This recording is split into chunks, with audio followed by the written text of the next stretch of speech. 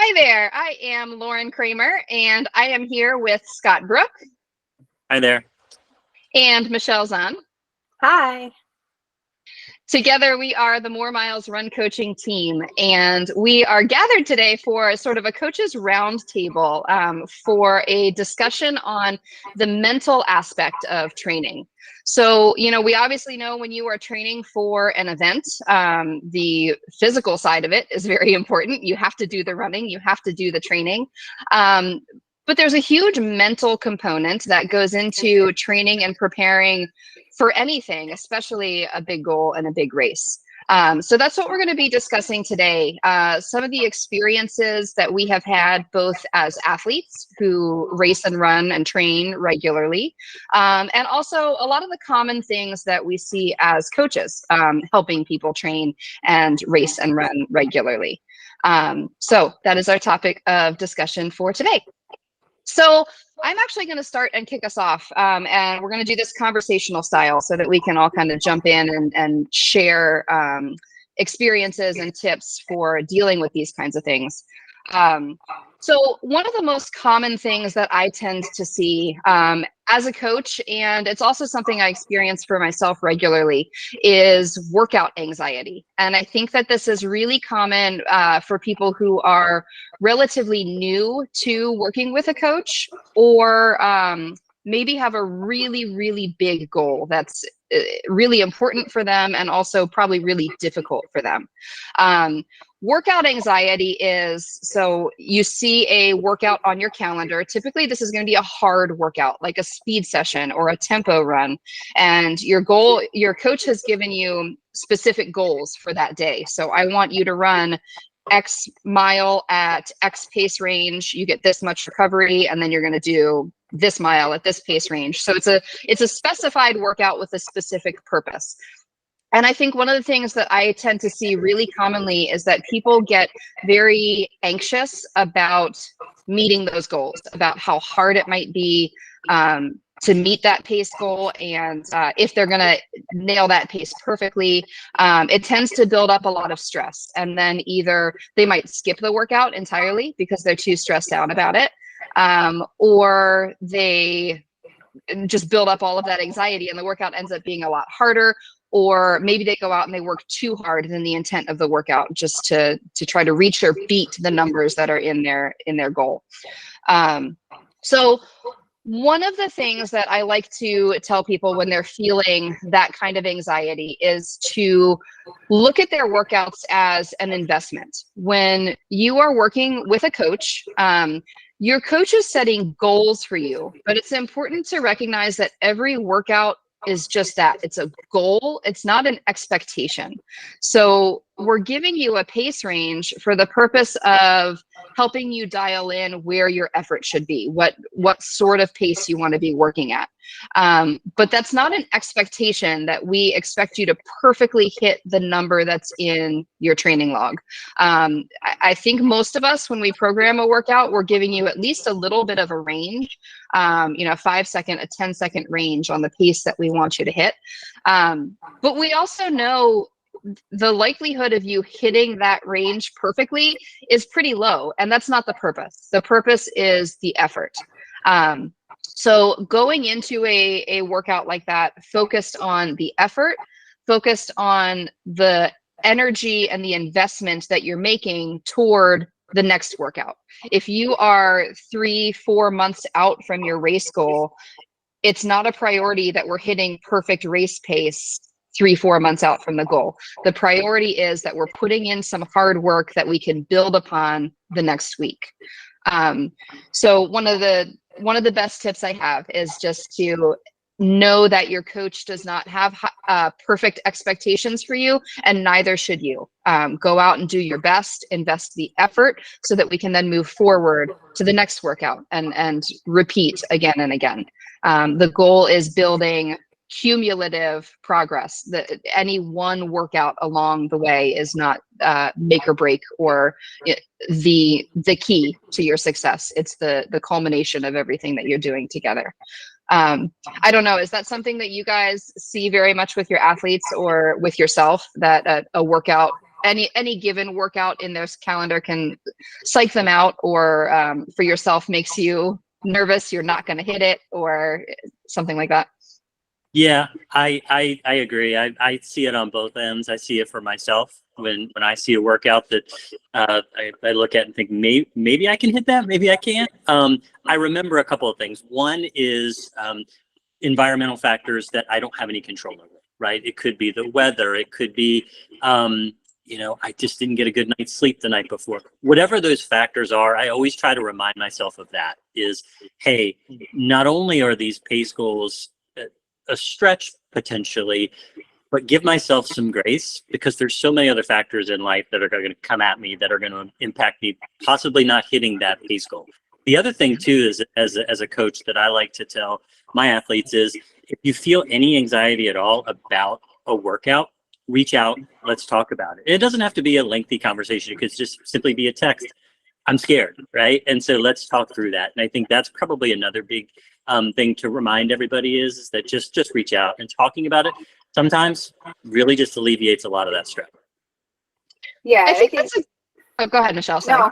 No, I was say it's when I first started out, for sure. Like when I saw the workouts that were prescribed, it was definitely anxiety inducing, because most of us come to a coach without ever having done structured workouts with the correct pacing. You kind of think, oh, this feels hard, this is good enough, and then you have somebody who's really pushing you. And the cool thing is a lot of times I found with my workouts as well as my athletes is that you exceed those expectations. So you go out and you work it and you're thinking, okay, they might be able to hit, this pace for a minute or two, and they surprise themselves, which is always fun, because then you realize, I think it can be a big confidence booster too, once you see it that way, which then kind of shifts your mindset, at least for me. I hope my athletes feel the same way, is it goes from anxiety to a challenge that you're like, okay, let me just see if I can do this.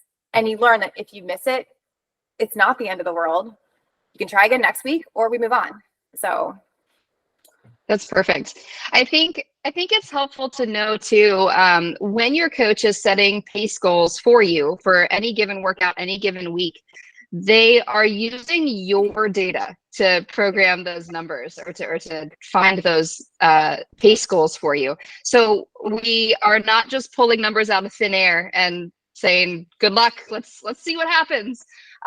We are taking your data to reach those pace goals that we're setting for you. So, to Scott's point of reaching out to your coach, I think it's really helpful to have that sort of grounding third-party person outside of your head who can say, hey, I set this goal for you because of the workout you did last week that was a little bit longer and you ended up going a little bit faster. And sort of, being able to remind you, I set this because I'm seeing that you're capable of it. Not to scare you, not to throw some wild challenge at you that I don't think you can achieve. Your coach is setting goals that they believe are within your wheelhouse. And I think, part of our job is to be a motivator, but not an unrealistic motivator. We're not here to say, yeah, you can go run 100 miles in 10 hours today. We are here to motivate you within your own capability, and to make sure that we are programming workouts that fit your current fitness, while also carrying you forward to what your ultimate goal is. So sometimes having that reminder that these goals are set because here's where you already are. And I think, to Michelle's point, like you said, sometimes when you get that affirmation again, it's okay, my coach believes in me. I'm going to go give it a try. You lean into it, and you're right. You surprise yourself probably 9 times out of 10. Something that looked scary to you, and you're capable. You're able to go out and do it. I think maybe another thing that helps too is focusing on the workout, on that week, on the moment, and not getting in your head about what somebody else did on their workouts, or what you did last week or 2 weeks ago or last season. Focusing on the effort that you're investing that day, and the purpose of what the workout is that day. And I think that maybe leads into our next topic, which is the comparison game. So Scott's going to talk a little bit about that one, so I'll pass off to him.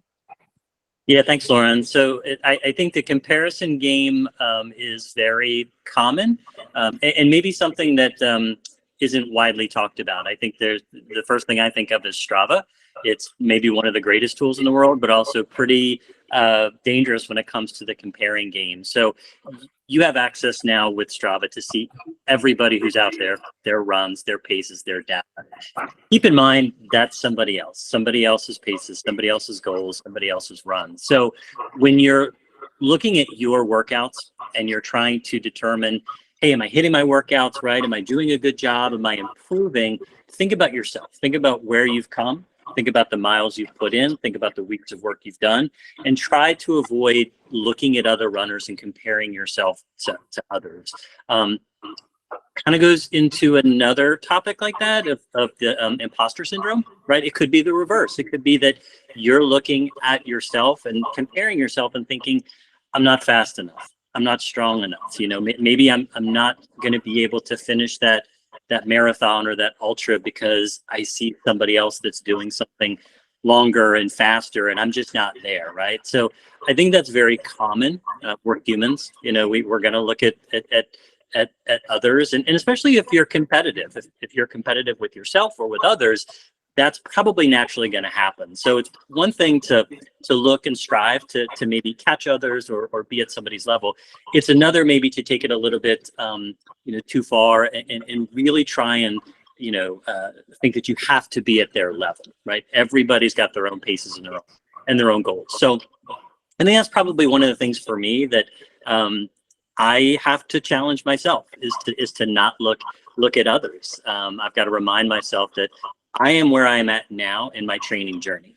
So what is my A goal? And I'm here for right now at this moment in time for a reason. And also I always try to remind myself of, hey, look back 3 years ago when you did that same race and you PR'd last year and then the year after that, right? So I've got to remind myself of looking back and saying, look how far you've come, right? You may not be as fast as John Doe down the street, but hey, you're improving, and are you having fun with it, right? So I think that's two really big keys that I look at when I look at myself from the comparing game.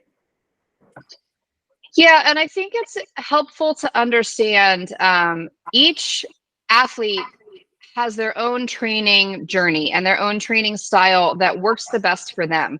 And you can have 5 athletes who train for the same race and come across the finish line with the same goal time, but who got there with 5 completely different methods of training. Someone is running 90 miles a week, someone is running 40 miles a week, and they got to the same destination. So it's important to remember that the way someone else is training might not work for you. Even if you are capable of reaching the same end result.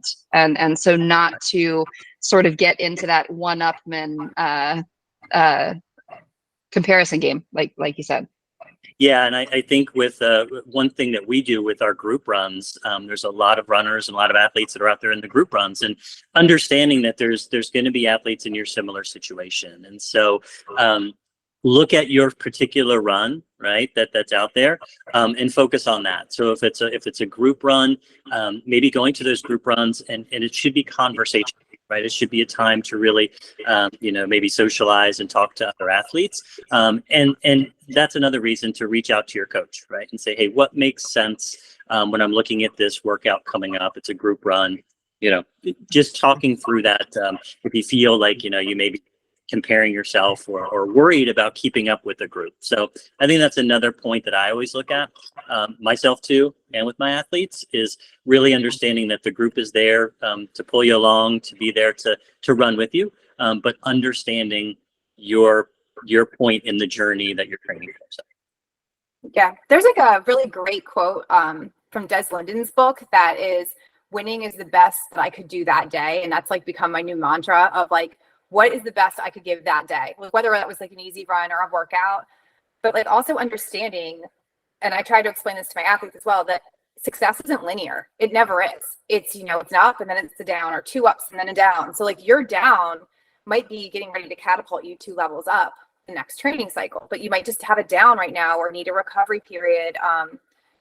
And like when I started working with Lauren, I was coming off of 5 months of injury. and have my best training cycle ever right after that. So it's not linear and you can't compare at all. So where I was in February versus where I was in October, and the comparison game was completely different. So I think understanding that there's ebbs and flows in your life and you can't compare where someone else is ebbing and you're flowing, back and forth. And I think acknowledging too that you're right. Training isn't linear. Progress isn't linear. Success isn't linear. You're always going to have ups and downs along the way. And hopefully, we're going in a general upward trajectory when you zoom out. But those lows are hard, and that's okay. Just acknowledging that it's okay to be in a crummy spot, but to have the confidence that running never ends unless you want it to, unless you choose for it to. There's always another race, there's always another season, there's always another training block, and even when a low moment sucks in the moment, that there is always more ahead, and to kind of remember that it's okay for it to suck in the moment. It's okay to have those down moments. But can I add one more thing to that? I think that I just thought about that this morning. I was on my run this morning, and it was a specific type of run that I was supposed to do. And I think, I had a little bit of anxiety going into it. And at the end of it, I was like, wow, that didn't feel great, right? Like my legs were a little bit tired. It hurt a little bit, but I had to remind myself of exactly where I am in my training process right now. And I'm right at that point where I'm building, and I'm not going to be setting PRs right at this moment, right? So I kind of took a step back and said, okay, I'm not going to beat myself up over maybe not hitting paces or feeling I'm not fast enough, because I really needed to understand where I am in my training journey right now. And so, yeah, it's kind of a real life example of what happened this morning to me. Well, and I think that goes back to leaning on your coach and sharing with your coach. Let's say, you have a crummy workout. You get through the workout, you put in the effort, and the times maybe just weren't what you expected, or you didn't feel the way that you were hoping you would feel. Just sharing that with your coach. Sometimes that's a sign that, maybe we need to adjust. Maybe your workout was such that we're seeing that you're too tired and we need to back off a little bit. But maybe, to your point, Scott, you're supposed to be tired because you've been training, you've been putting in a lot of work and a lot of investment. And again, sort of that reassurance that the fatigue that I'm feeling is productive. But you maybe can't feel that for yourself. You feel, I had a bad workout, I didn't hit my goals. Whereas your coach can kind of zoom out and take the emotional piece out of it and help you understand, is this productive fatigue? Is it not productive fatigue? Should I feel this way, or should we adjust? And helping you problem solve, whether that's just with your own mindset or with the way that you're training. So sharing that with your coach and not being afraid to, I think something that I hear often from coaches is, I'm sorry to be a head case, or I'm sorry to be so emotional, or something like that.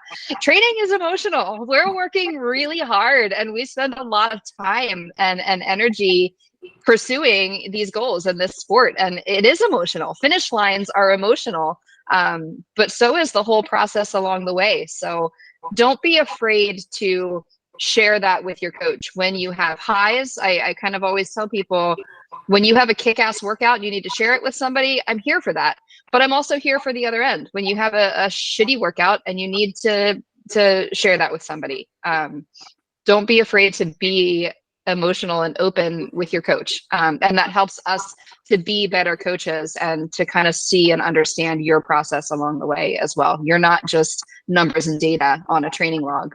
There's a whole person there that your coach wants to see and understand the full spectrum. So leading into another topic, this is a very common theme that we see. We're talking about getting through training, getting through comparison and the training process, whether it's with yourself or with others. You've done all of this training, you've done all of this work, and here you're arriving to getting closer to your race day, preparing for your race. And I'm going to tee off to Michelle on this one, on what happens as you start to get into those final few weeks before race day. So I can call myself an expert in this field of taper madness. So taper madness, if anyone doesn't know, is what the term coined for the last 2 to 3 weeks of your marathon training cycle, maybe to a lesser extent with half marathon training in that last week or two. but you're suddenly taking all the runs you've been doing, all the mileage you've been adding on, all the hard workouts, and you're backing off of them for 2 weeks so that you're rested for race day. The problem with that is that you're not getting the endorphins, the hit of endorphins you get with the runner's high. So you're not burning off all the energy. You're not getting that same high you've been getting for weeks and weeks and weeks. And you're backing off. And I think the most common concern I feel is you feel like you're losing fitness. So you kind of get anxiety. You're like, I feel like I should be running. I have this huge race. Why am I only running 8-mile long runs? When it is productive and it doesn't feel like that. And your brain, at least for me, my brain seems to act up more than my body does. You get restless. You put 4 to 6 months of training into this one single day. So your brain starts to think about all the things that could possibly go wrong in the next 2 weeks. Like, am I injured? Am I sick? Oh my gosh, what's the weather like? Let's obsessively refresh AccuWeather for 2 weeks. And I know a lot of times it turns into crankiness as well, because you don't have an outlet for that. Like, I think a lot of us run to relieve stress, so we don't have that same outlet we've had at the same level. And so our family and friends might also take the brunt of some crankiness and some bitterness. So with that being said, there's some tools that you can use. And again, I'm still a work in progress. I'll fully admit that. But keeping busy in other ways is one of the things I've gone to try to kind of quiet my mind. So when I feel like I start to get that active brain looping around, like, man, my knee hurt, I think I have a knee injury, all of a sudden, out of nowhere, maybe go out in the garden for an hour, start gardening. So you're active in a way that's not affecting your body. It's not taxing you. It's not wearing you out. Do some yoga, go for a walk with the dog, do something active. For me works to kind of burn off some of that anxious energy without adding strain. I think that's a good way. Or I started cooking more snacks and baked goods, which you need a carb load anyway. So that's a good method. And focusing that energy elsewhere seems to be a big help for me. And I know another thing that works for a lot of people is mindfulness. So I've tried meditating, putting in headphones. I'm not very good at actual meditation, like by myself, but putting in like some nice music or a guided meditation and just laying down for 20 minutes will help calm me down as well. But yeah, that taper crazies can take a few different ugly forms, and it really doesn't work itself out completely until your race is finished. So just to be completely honest, it's not going to go away. It's going to stay with you to some extent through race day. I think there's a couple good points that you mentioned there. And one of them is that you spend all of this time training for one single day. And we have all of this build up, all of this expectation that one day we want to go in a very specific way. And probability is that it won't. Right? Like we have to accept that up front. And I think that's maybe sort of comforting that, when you're putting in 4, 5, 6 months of training toward one single day, something's going to go wrong that day. Either the weather's not going to be great, or your big toe is going to hurt, or your shoes are tied wrong. Like, there's so many factors that go into it. To have that one perfect day is so rare. And I think so appreciating that, yes, we have this goal and this want to get to this place. But recognizing that having a perfect day is rare. So sort of taking that a little bit of pressure off that things aren't going to go perfectly. And I think that sort of helps prepare you for accepting and handling the challenges that are presented to you on that day, so that you can manage them a little bit better. And I think also checking in when you're in that sort of taper crazies and you're feeling restless and feeling anxious, reminding yourself about the process. One of the things that I try to remind people is exactly that. You are training for one day, whatever the race is, the marathon, the ultra marathon, the half marathon. That is one day of the 3, 4, 5 months of work that you're putting in. So you better make sure that the process is the part that you enjoy the most, because that's where you're spending your time. That's where you're spending your life. So when you do get into that period of restlessness, anxiousness about that one day that is suddenly coming up, remind yourself about the process that you've been through and are still wrapping up to get there. What you've learned, what you've enjoyed, what you've gained from the process of getting to where you are and where you're about to be. Scott, do you have anything to add there? Yeah, and Michelle, we've spent hours upon hours running together talking about this very topic, real life examples. So two thoughts come to my mind. One, as an athlete myself, my goal race each year, or one of my goal races each year, has been the same for a lot of years, and I every single year have taper madness around the same time. Now, you'd think that after a lot of times doing certain race that you would kind of get the hang of, okay, I'm going to go into this race, I'll be fine. It happens to everybody, so it really doesn't matter. But then I also flip it around and think, as a coach, the one thing that I try to do is remind my athletes in advance that it's coming, right? So and many times it may be the first time that an athlete is experiencing this, for whatever reason. I'll actually inform them, whether it's email or text, or actually program it in. Hey, you may feel a little tired. Hey, you may feel like a niggle's coming on, but it really may not be. So I really try to let them know in certain, sometimes subtle ways, that this is totally normal. It's going to happen. Because I think one of the biggest things that I keep telling myself and athletes is it shows that you're invested. It shows that you care. If you go into a race and you don't have some level of those taper madness thoughts, I think it shows you care.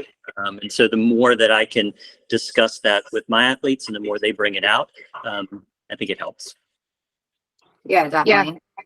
I think using your support, like you said, we had each other, so we used each other for long runs and would complain like, hey, this week I think I have rhabdo, by the way. Cool story. Well, I don't think you do because you're running. So let's talk about that. So it's good to have your support system there, which has been a huge help to have other runners. And I think that's the beauty of having our group. If you don't have specific runners that you can call up that are 10 minutes away to run with, we have our group of people here who have all been through it, and we can talk you through it also. We've been there. We've all been in the taper crazies, and here's how we dealt with it. Right.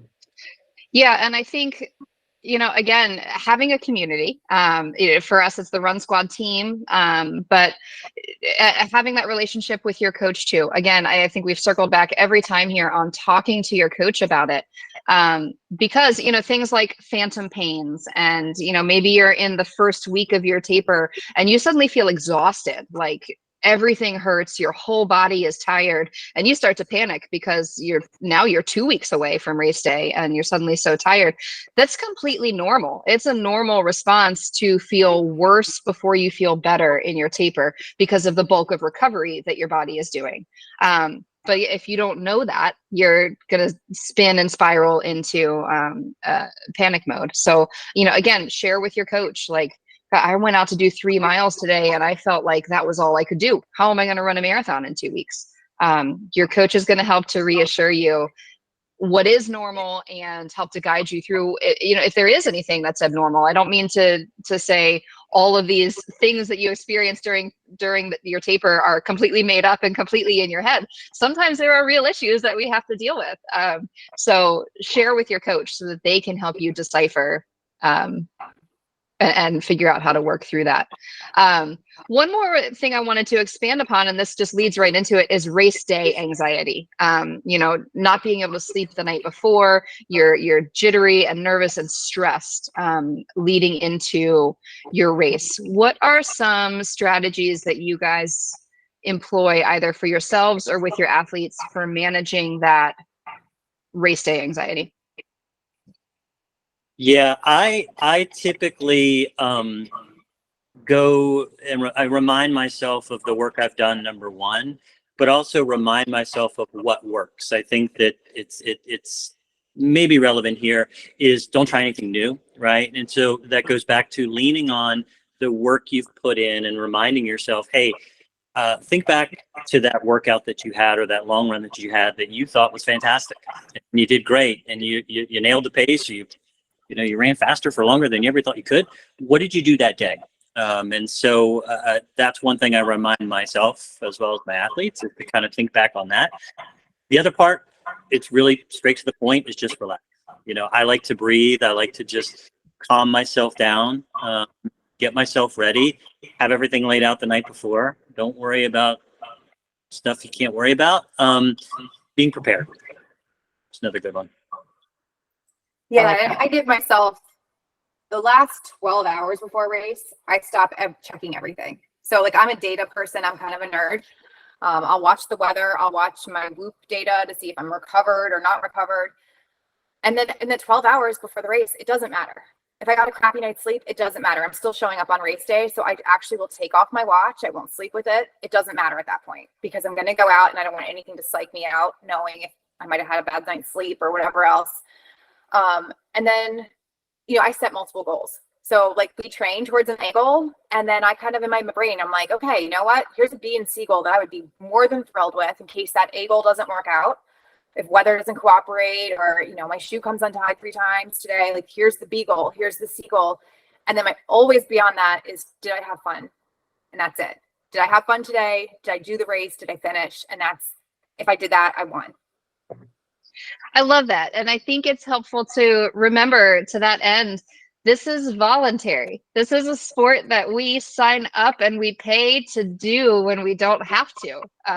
We're pursuing a challenge, and to make sure that you remind yourself of that this is something you're choosing to do.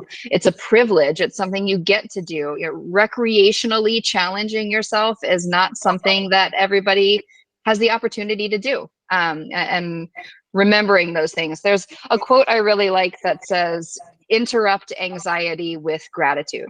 It doesn't take away the anxiety. It's okay to feel those things.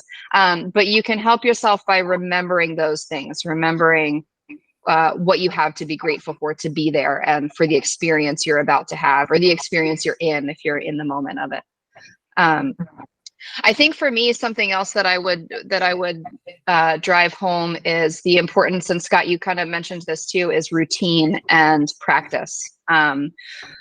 When it comes to race day anxiety, I think along your training cycle, one of the things that we really drive home as a coach is that your long runs every week are an opportunity for practice, for rehearsal. In team sports, we literally call it practice. We don't tend to call it practice in our sport, but that's what it is. Every single week you are practicing, what are you going to eat for dinner the night before? What are you going to have what's your morning routine? Do you have coffee, water, electrolytes? What's your breakfast?